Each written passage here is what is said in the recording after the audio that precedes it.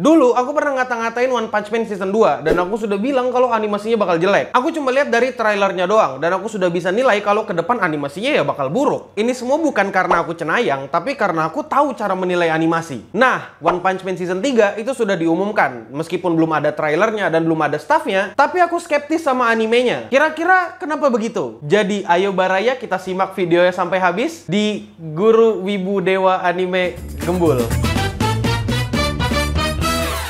Halo para wibu denial, jadi aku yakin beberapa di antara kalian itu pasti bertanya-tanya, kenapa sih bisa ada orang yang gak suka dengan One Punch Man? Padahal kan ceritanya bagus banget. Kok lu bisa senegatif itu bang? Padahal kan trailer sama staffnya juga belum keluar. Nah, jawabannya itu sederhana dan ya bisa dibilang simple. Aku menjaga ekspektasiku serendah mungkin. Jadi kalau nanti emang hasilnya jelek, aku bisa fokus dengan pekerjaanku, yaitu nge-review anime. Dan aku bisa fokus untuk ngata-ngatain animenya dan jadinya nggak bias karena aku udah naruh ekspektasi tinggi. Ada beberapa hal yang bikin aku skeptis dengan project season 3 dari One Punch Man. Jadi, kita akan breakdown satu-satu apa aja kekhawatiranku tentang anime One Punch Man season 3 ini. Kekhawatiranku yang pertama adalah season 2 dari anime ini itu jelek banget. Sebenarnya, kalau bilang season 2 itu jelek, ya itu agak kurang tepat. Dan mungkin kata-kata yang paling tepat adalah jelek banget. Nggak, ini bercanda bang, sumpah bang, bercanda bang. Nggak jelek banget lah bang, busuk doang bang. Tapi gini, intinya One Punch Man season 2 kemarin itu, production value-nya itu jauh rendah banget dibandingkan dengan yang season 1. Season 1 itu udah bagus banget dan bisa dibilang cukup perfect. Dan season 2 itu ya biasa aja, malah cenderung ke arah jelek. Dan gak menutup kemungkinan juga kalau season 3 ini bakal jelek juga kayak season 2. Kenapa aku ngomong kayak gitu? Karena staff di season 1 sama season 2 itu aja udah beda. Dan gak menutup kemungkinan kalau di season 3 nanti itu staffnya beda lagi. Karena ada kemungkinan kalau season 3 ini digarap oleh studio yang berbeda. Bukan GC staff lagi, tapi studio yang beda. Kalau kau masih gak paham sama maksudku apa, bakal aku jelaskan sedikit-sedikit. Season 2 yang staffnya beda aja kualitasnya udah nurun jauh. Kalau misalnya nanti season 3 pakai staff yang sama dengan season 2, ya hasilnya nggak akan beda jauh juga sebenarnya. Dan kalau memakai studio baru atau staff baru, nggak akan menjamin kalau animenya bakal bagus. Perubahan staff itu emang berdampak besar banget buat anime. Karena beda sutradara, beda arahan juga. Mau itu sutradara fotografi, mau itu sutradara animasi, ya hasilnya itu bakal beda kalau staffnya beda. Intinya itu kayak gini ya, karena mereka nanti beda studio, aku yakin kemungkinan mereka nggak akan pakai staff untuk season 1 untuk ngerjakan season 3 lagi. Terus, hal kedua yang bikin aku khawatir dengan One Punch Man season 3 adalah yang ngerjain animenya, ini masih isunya adalah MAPPA. Ini rada panjang, jadi sabar dan ikutin aku baik-baik. Sebenarnya kalau dipikir-pikir, bakal banyak orang yang cukup senang, bangga, dan bahagia ketika anime kesukaannya bakal diadaptasi oleh MAPPA. Karena ya wajar dong orang bakal suka. Apalagi kalau dilihat-lihat, MAPPA itu udah menggarap anime-anime besar. Dan adaptasinya juga adaptasi yang serius loh, bukan main-main. Kayak Chainsaw Man, Attack on Titan, terus habis itu Jujutsu Kaisen. Dan habis itu ada lagi terakhir Vinland Saga. Tapi meskipun begitu dan katanya portofolionya bagus-bagus, yang jarang orang tahu adalah kalau MAPPA ini sendiri sebenarnya studio yang cukup bermasalah. Ya lihat aja contohnya itu, contohnya di anime Jujutsu Kaisen. Itu mereka bermasalah banget loh jadwal produksinya. Bukan cuma bermasalah tapi berantakan banget. Sumbernya dari mana? Trust me bro, I'm the source. Bahkan ya udah jadi rahasia umum dan kayaknya dia udah nyebar kemana-mana. Katanya staf animasi mereka itu, staf animasi di MAPPA itu diminta untuk menandatangani kontrak. Yang dimana isi kontraknya itu adalah larangan untuk animatornya mengeluh atau menyampaikan keluhannya. Wow,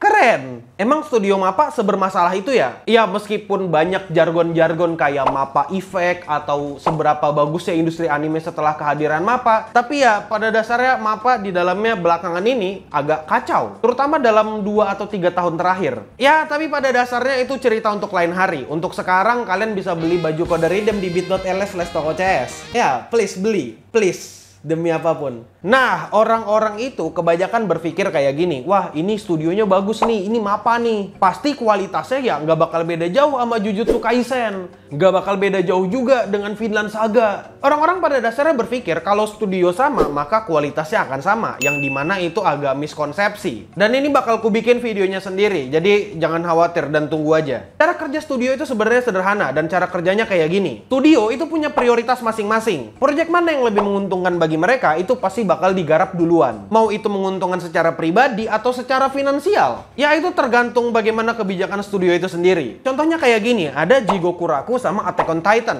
Kita bisa lihat kalau Jigoku Raku itu animasinya nggak bagus-bagus amat dan cenderung ke arah mid biasa aja. Backgroundnya ngeblur, animasinya nggak ekspresif, ekspresi karakternya nggak keluar, dan ya banyak lainnya lah. Meskipun mereka punya staff yang hampir sama dengan Attack on Titan, tapi karena timeline produksi mereka itu bersamaan dengan anime yang lagi hype, jadi mereka ya jelas mendahulukan Attack on Titan dulu. Dan Jigoku Raku dikebelakangin. Mereka bakal fokus ke Attack on Titan sama Jujutsu Kaisen. Pertanyaannya adalah, adakah jaminan kalau One Punch Man itu bakal masuk di skala prioritas mereka yang utama? Ya, aku juga nggak tahu. Itu semua tergantung yang di atas. Intinya, rasa skeptis dan negatifku itu muncul dari dua kemungkinan. Pertama, antara tetap sama GC Staff dengan kualitas yang mirip-mirip dengan season lalu, season 2. Atau yang kedua, mereka bisa jadi pindah studio dengan staff yang bisa dibilang mirip atau bahkan berbeda jauh lagi dengan season 1 dan season 2. Dan kalaupun misalnya anime itu sesuai dengan rumor bakal dikerjakan oleh MAPPA, ya aku tetap nggak pede. Karena apa? Karena bisa jadi anime ini bakal dianaktirikan nantinya. Soalnya, dalam waktu dekat ini, mereka tuh punya Jigoku Raku 2,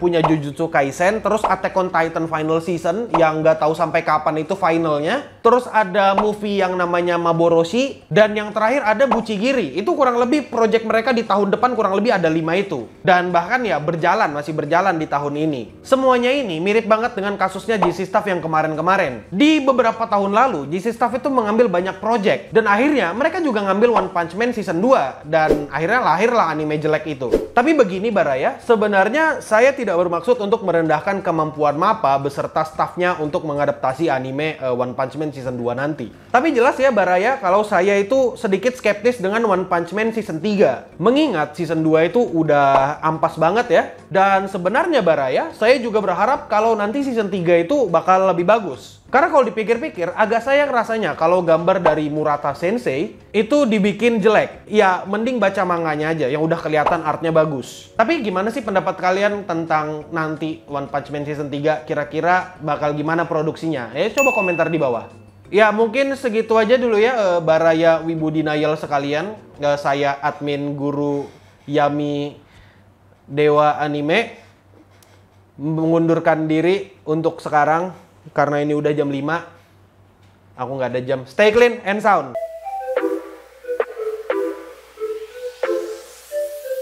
Tapi gini yo, Rek. Kalau dipikir-pikir itu loh, sebenarnya banyak banget masalahnya studio MAPPA. Nanti bakal aku bikinkan videonya sendiri deh. Sumpah aku juga agak pengen sebenarnya ngomongin studio animasi yang kayak gitu.